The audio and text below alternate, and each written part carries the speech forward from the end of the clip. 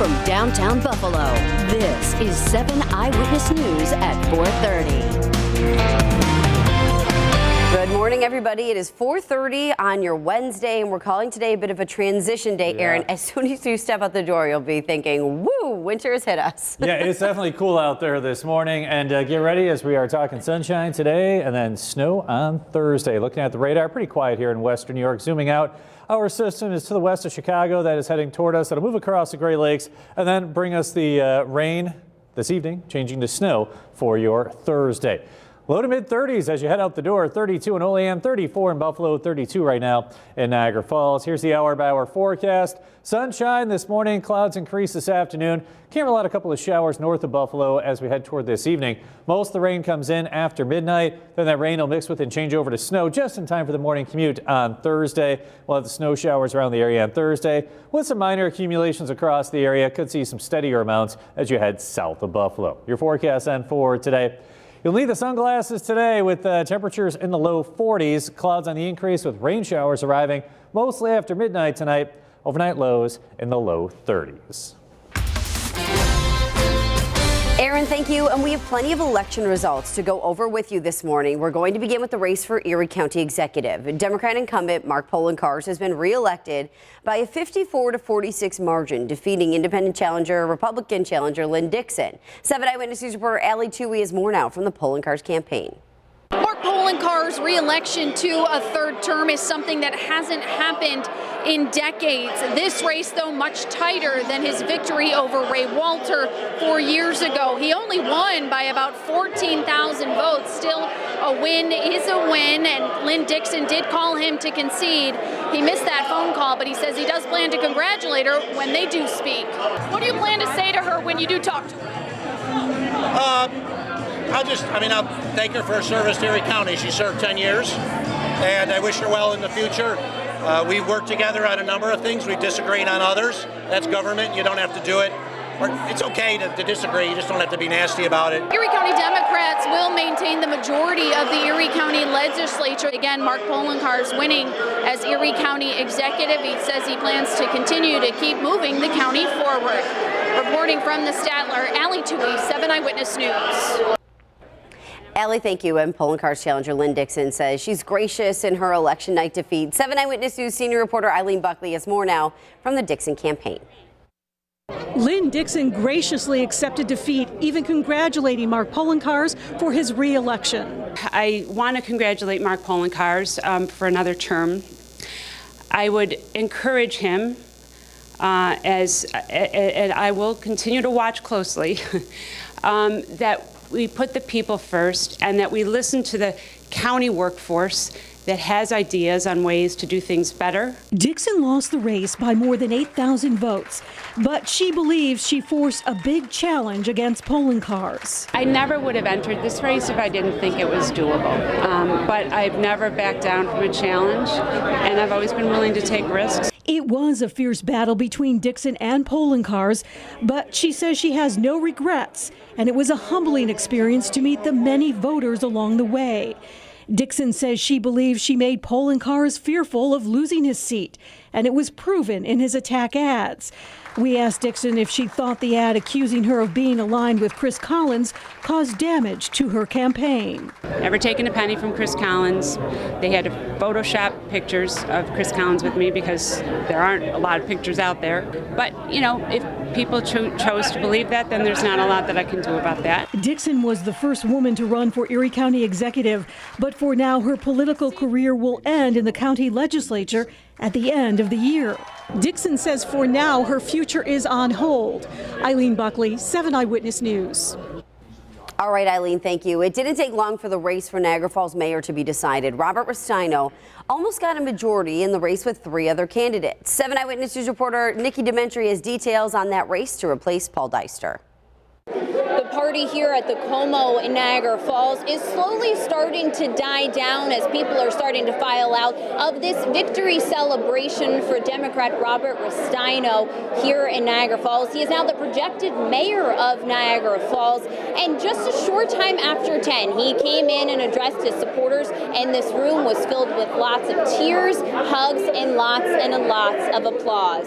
Now, Restaino is an attorney and former judge. He's also now the projected mayor of Niagara Falls. He told me this moment was not as much surreal, but rather a relief. As the numbers continue to come in, he right now is leading with almost 50% of the vote. The race wasn't easy. He faced these three other candidates. And the last time the Cataract City saw a new mayor was in 2008. That's when Democrat Paul Deister was elected and held this seat until he announced he would not seek re-election this past February. Now, we spoke with Restaino moments after he addressed his supporters. Let's take a listen to what he had to say. They can expect honesty, they can expect transparency, and they can expect accountability. And I want to thank them for trusting me with the next 4 years. And I hope that as I work through these problems that we face, that they and I will see a brighter future for Niagara Falls. Restaino says he plans on tackling the budget as soon as he gets into office. Now, also in that conversation, he told me that he is relaxed and ready to start work. In Niagara Falls, Nikki Dementri, 7 Eyewitness News. Nikki, thank you. A federal investigator stands accused of taking bribes to help the Buffalo Mafia evade authorities. 7 Eyewitness News I-Team first broke this story for you yesterday on our WKBW app. That DEA agent is this man, Joseph Bongiovanni. He worked as a federal investigator for more than 20 years. Our I-Team chief investigator, Charlie Specton, covered this case, taking us inside the courtroom where Bongiovanni faced a judge. As an agent for the Drug Enforcement Administration, Joseph Bongiovanni was supposed to be stopping the flow of drugs into Western New York. But federal prosecutors say Bongiovanni was doing the opposite. In a bombshell indictment first reported by the 7 Eyewitness News I-Team, prosecutors say the DEA agent was corrupt and protected his drug-dealing friends who had ties to the Buffalo Mafia. By using his badge as a shield to protect both himself and others engaged in criminal activity, the defendant disregarded the rule of law and undermined our system of justice. Now, the indictment states that Bongiovanni's friends were associated with the Buffalo Mafia, which many had thought to be extinct after years of federal prosecution in Western New York. Those friends and associates included individuals who the defendant believed were members of, connected to, or associated with Italian organized crime. In exchange for that protection, prosecutors say the drug dealers paid Bongiovanni more than $250,000 in bribes. Those bribes were paid on a recurring basis in exchange primarily for the defendant taking actions and providing information which was designed to protect and conceal the drug trafficking activities of his friends, associates, and co-conspirators. The indictment states that from 2008 to 2017, Bongiovanni provided information about investigations, including the status of specific investigative techniques, potential witnesses, and confidential sources during routine recurring meetings with drug traffickers who were paying him in bribes. Attorney Paul Cambria, who is representing the former agent, says his client denies the charges. He emphatically denies any wrongdoing in any regard. And, we'll prepare our case and we'll be ready to go. The indictment states that Bongiovanni protected his drug-dealing friends from federal investigations as they distributed 1,000 kilograms of marijuana and cocaine on the streets of Western New York. And that was Charlie Specht reporting. Charlie, thank you. Coming up, an emotional journey. We'll tell you how volunteer firefighters salute a brave brother in the toughest fight of his life. And repairing Hoover Beach. Why neighbors in Hamburg are waiting to see if the state will step in to fix damage from last week's storm. Welcome back. It's 4:42. It was an emotional day for a volunteer firefighter and members of his fire company. Gus Busick is battling terminal pancreatic cancer.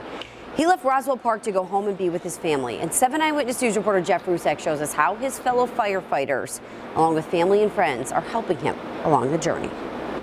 7 years ago, 7 Eyewitness News introduced you to a Cheektowaga firefighter, Gus Busick. The 55-year-old Marine vet was putting 18-year-olds to shame at firefighter boot camp. 20-year-olds, 18-year-olds. They looked at me as, if he can do it, I can do it. The Southline Fire Company in Cheektowaga, it became his second home. There was something that I could do for other people. But a lot has changed in 7 years. Tuesday morning, the firefighters that became his second family showed up to Roswell Park. He'd be there for us, first thing. We're here for them. They lined a path, saluting him. Means a lot to everyone in this department. He's the one guy that you can call on to help you with anything. Their brother, in a wheelchair, heading home. His pancreatic cancer, terminal. When one of us hurts, we all hurt. It's tough, but we're here for him and the family. This served as a chance for goodbyes, a chance to remember. You had a 55-year-old man take a boot camp for 2 weeks of the Firefighter 1 course that kids couldn't keep up with him. And he's always been strong for us, and we're all trying to be strong for him. These firefighters are family. Gus knows that now, and he knew it then. You got your family at home, and then you got a family here. You do. In Buffalo, Jeff Rusak, 7 Eyewitness News. All right, Jeff, thank you. We are thinking of him for sure. At 4:43, imagine finding out your 21-year-old son was dropped off at a hospital in grave condition. That recently happened to a Buffalo family. Then came the agonizing debate between two parents to keep him on life support or to take him off. 7 Eyewitness News reporter Madison Carter takes us through the final days of DeMar Gordon's life. I thought that I would be seeing my son maybe hurt some type of way that was very bad. But when I got there, I see my son has absolutely no trauma, and they can't explain to me why he's lifeless. Mr. Somerville got a call from his son's mother 2 weeks ago saying their child was declared medically dead at ECMC. Regina Gordon Sales thought that would be the hardest call she'd have to make until she realized her son's father